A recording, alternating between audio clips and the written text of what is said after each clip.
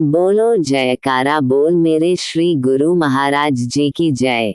The 27th of September 2025। पुस्तक परम पीयूष भाग 2। प्रकाशक श्री अद्वैत स्वरूप आश्रम तुपुदाना हटिया तारांकन रांची तारांकन झारखंड।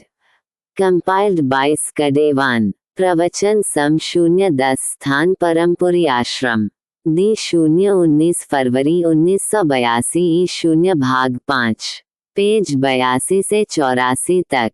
गुरु भक्तों और प्रेमियों, आत्मकल्याण की जिज्ञासा को लेकर आए हुए प्रेमियों, अमल करेगा। आज तो लोग आते हैं कि उन्हें मंत्र दिया जाए।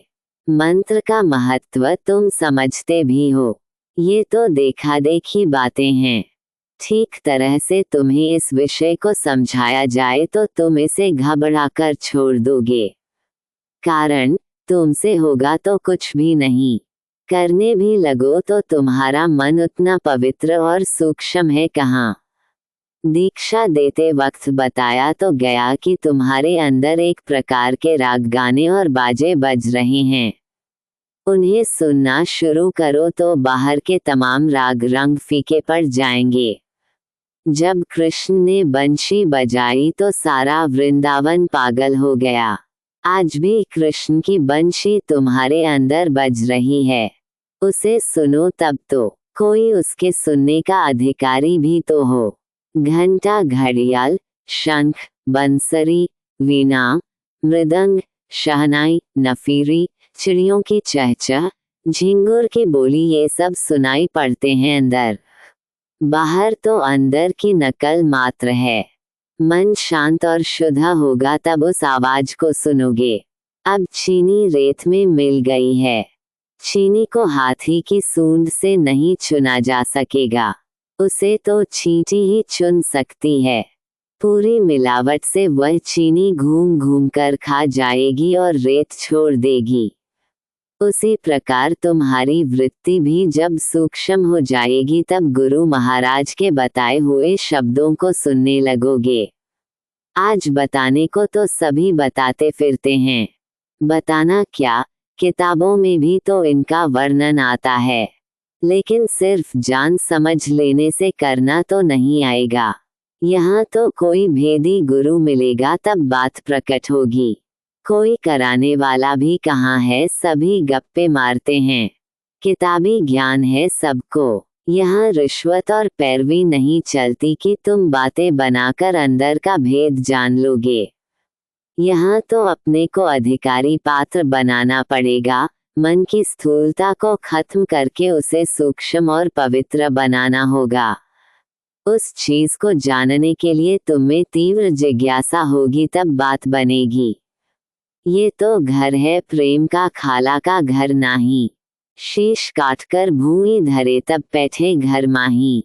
शीश उतारने का मतलब ये कि तुम्हें अपना आपा भाव खत्म करना होगा, संसार की समस्त इच्छाओं से ऊपर उठना होगा, सबसे आसक्ति खत्म करनी होगी।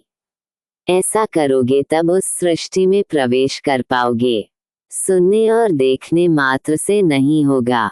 ये तो वैसी ही बात है जैसे तुम कमरे के अंदर का सामान सुराखों से देख लो कि अलमारी में अमुक चीजें हैं, तस्वीरें हैं, खिलौने हैं, बर्तन हैं, अंदर पलंग बिछा है या और सब कुछ। लेकिन इतने से काम तो नहीं बनेगा। वह तो तब प्राप्त हुआ माना जाएगा जब दरवाजे खोलकर अंदर जाओगे। उसी प्रकार कुछ नज़ारे और शब्द सुनाई पड़ने का मतलब है कि अंदर के आनंद की झलक भर मिली। उसे प्राप्त करने के लिए अंदर प्रवेश करना होगा। बिल्कुल मनोवृत्ति को बाह्य वस्तुओं से खींच लेना होगा।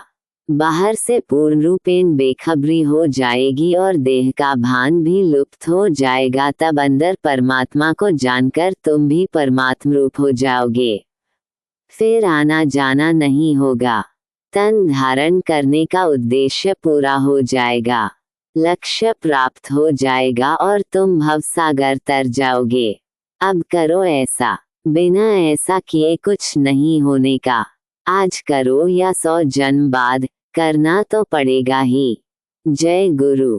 बोलो जयकारा बोल मेरे श्री गुरु महाराज जी की जय। परम पीयूष भाग 2। अगले पाठ में प्रवचन सम 011 स्थान लखनऊ दी 027 जनवरी 1982। Compiled by स्कडेवान।